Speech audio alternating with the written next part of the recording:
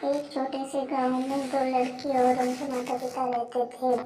बड़ी का नाम राधा और छोटी का नाम सपना था। राधा बड़ी बहन बचपन से ही बहुत मेहनती थी। घर के काम में माँ की मदद करती और खेतों में भी काम करने लग जाती।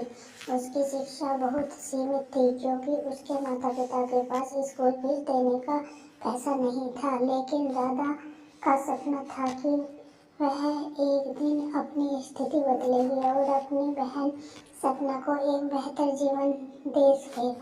सपना छोटी बहन राधा से काफ़ी अलग थी। वह पढ़ाई में तेज थी और उसे हमेशा अच्छा दिखने का शौक था। गांव के एक बड़े व्यापारी के बेटे विजय से उसका परिचय हुआ।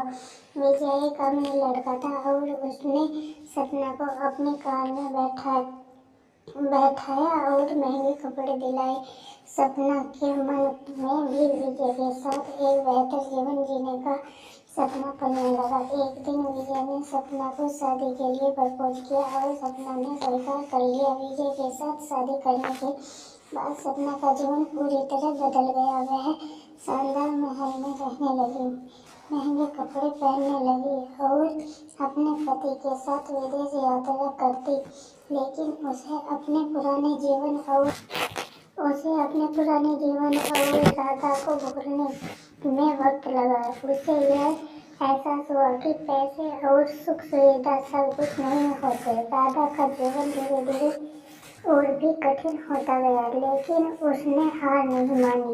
अपने छोटे मोटे काम करके कुछ पैसे जमा किए और गांव के एक छोटे से स्कूल में बच्चों को पढ़ाना शुरू किया। उसकी कड़ी मेहनत रंग लाई और वह शिक्षा के क्षेत्र में एक प्रमुख व्यक्ति बन गई। उसकी मेहनत और संघर्ष ने उसे एक सम्मान और सफलता दिलवाई, जिससे वह हमेशा से चाहती थी। कुछ समय बाद सपना और राधा की मुलाकात एक समारोह में हुई।